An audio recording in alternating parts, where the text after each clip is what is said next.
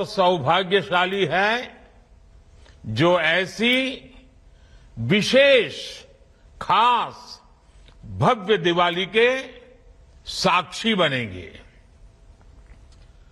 उत्सव के इस माहौल में आज इस पावन दिन रोजगार मेले में 51,000 नौजवानों को सरकारी नौकरी के नियुक्ति पत्र दिए जा रहे हैं।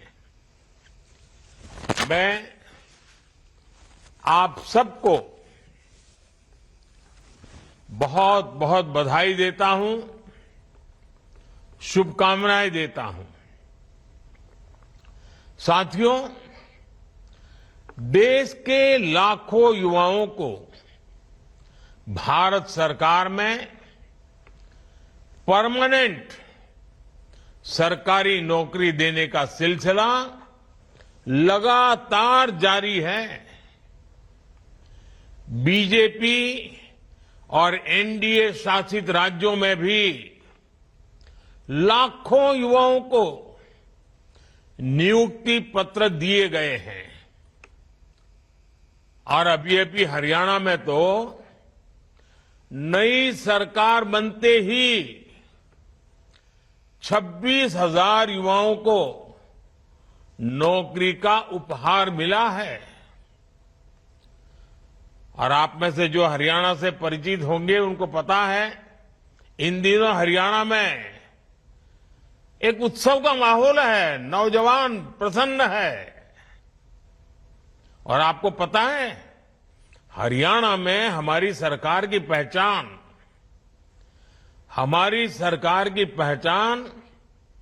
विशेष पहचान है। वहां की सरकार की पहचान है, वो नौकरी देती तो है लेकिन बिना खर्ची, बिना पर्ची वहां नौकरी देती है। मैं आज हरियाणा सरकार में नियुक्ति पत्र पाने वाले 26,000 नौजवानों को भी विशेष बधाई देता हूं। हरियाणा में 26,000 और आज इस कार्यक्रम में 51,000।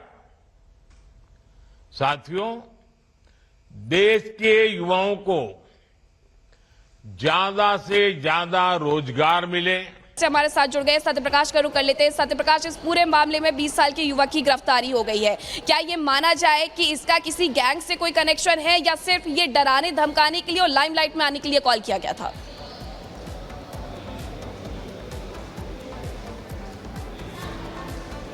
सत्य प्रकाश, गिरफ्तार किया है, 20 साल का युवक है। फिलहाल मुंबई पुलिस का कहना है कि जिस शुक्रवार को धमकी मिला था उसके बाद कहीं कहीं मुंबई पुलिस की टीम इस शख्स की तलाश कर रही थी और नोएडा से गिरफ्तार किया है। फिलहाल पूछताछ किया जा रहा है कि इस शख्स के बारे में कि ये जो शख्स है कहीं जो बिश्नोई गैंग है, जो बाबा सिद्दीकी के मर्डर में जो लोग शामिल थे उनसे कहीं जुड़ा हुआ नहीं है। फिलहाल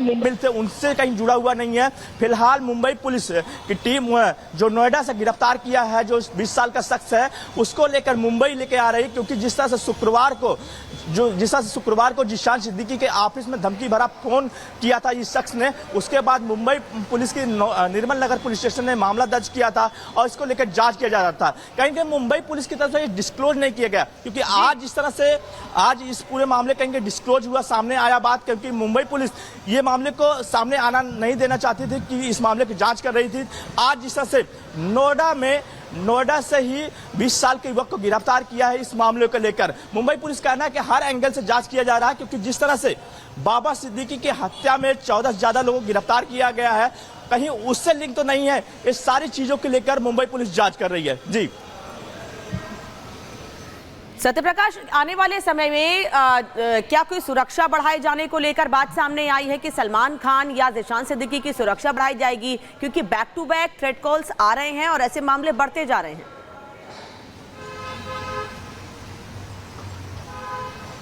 देखिए, मुंबई पुलिस ने सलमान खान के घर के बाहर और उनके साथ कहीं पहले से ही सुरक्षा बढ़ा दिया, क्योंकि उसके पहले भी सलमान खान को धमकी भरे फोन आए थे। उसके बाद उनके घर पर मुंबई के पुलिस का बंदोबस्त काफी बढ़ा दिया गया। लगभग 50 से ज्यादा मुंबई पुलिस की वहां टीम रहती है और लगातार देखती रहती है। अगर सलमान खान कहीं भी जाते हैं तो उनके साथ मुंबई पुलिस का जो स्क्वाड है उनके साथ जाती है। साथ ही जीशान की बात करें, जीशान को भी जिस तरह से पहले धमकी आया था उसके बाद उनका भी सुरक्षा व्यवस्था बढ़ा दिया गया था। अगर जीशान सिद्दीकी घर से निकलता है या कहीं जाते हैं तो उनके साथ मुंबई पुलिस की टीम रहती है। कल भी हमने देखा कि जब जीशान सिद्दीकी नॉमिनेशन फाइल करने के लिए गए थे उनके साथ लगभग मुंबई पुलिस की team, Mumbai police crime branch की टीम, क्योंकि जिस तरह से बाबा सिद्दीकी की हत्या हुई उसके बाद मुंबई पुलिस ने जीशान सिद्दीकी की सुरक्षा काफी बढ़ा दिया है। मुंबई पुलिस के साथ मुंबई पुलिस क्राइम ब्रांच की टीम भी उनके साथ रहती है। सत्यप्रकाश जी बताइए, जो 20 साल का एक युवक, आरोपी युवक गिरफ्तार हुआ है नोएडा से, गुरफान, इसका बैकग्राउंड क्या है? इसके बैकग्राउंड के बारे में कुछ जानकारी मिली क्या?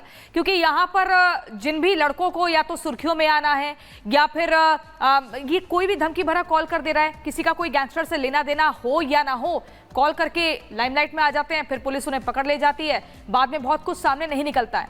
इस युवक का बैकग्राउंड को लेकर क्या जानकारी मिल रही है?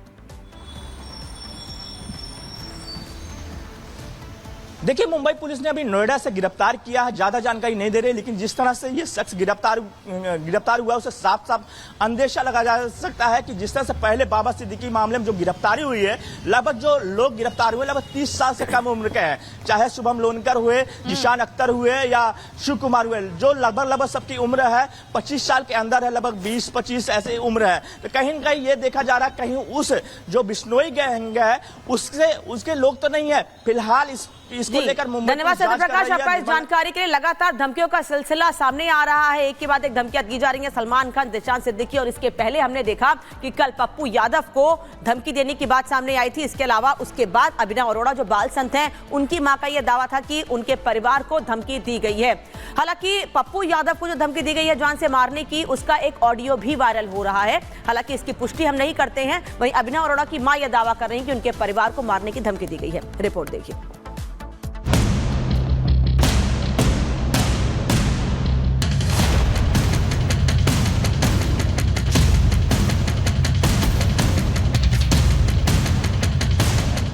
सरकार मुझे मरवाना चाहती है कि बचाना चाहती, तो सरकार जाने। कि हमारे पास धमकी भरे कॉल्स आ रहे हैं, हमारे पास कॉल्स आते हैं कि आपके बच्चे को मार देंगे, काट।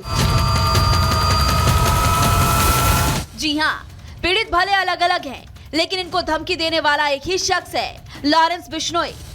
पप्पू यादव को धमकी के बाद दिल्ली के बाल संत अभिनव अरोड़ा को भी लॉरेंस गैंग से धमकी की बात सामने आई है।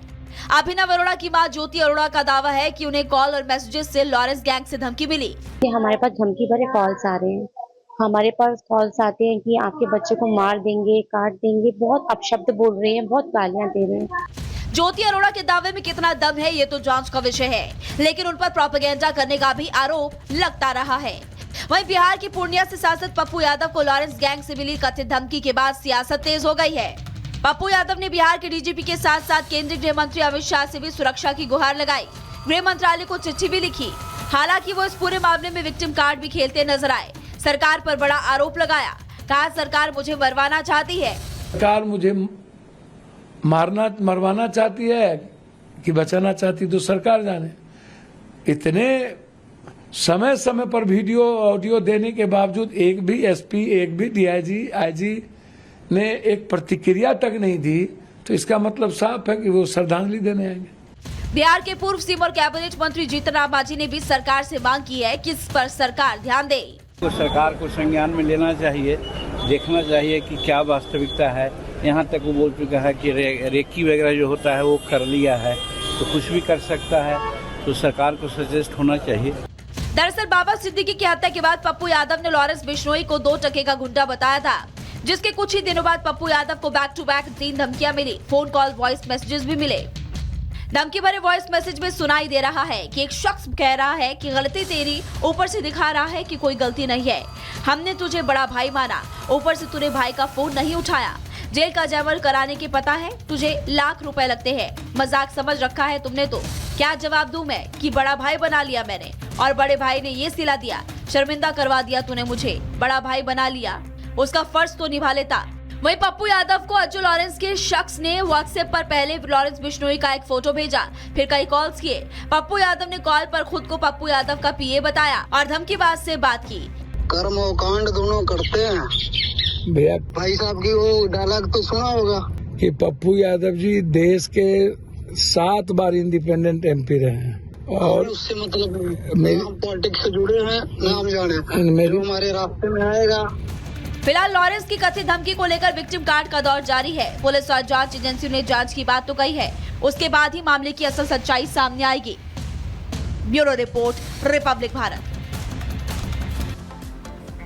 और आगे बढ़ते हैं। फेस्टिवल का सीजन है, लोग बढ़ चढ़कर तैयारियां कर रहे हैं। वहीं नवी मुंबई से खबर सामने आई जहां पर दिवाली की लाइट्स को लेकर बहस हो गई।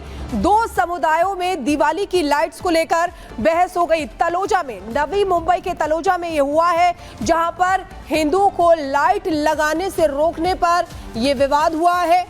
आपको बता दें कि नवी मुंबई के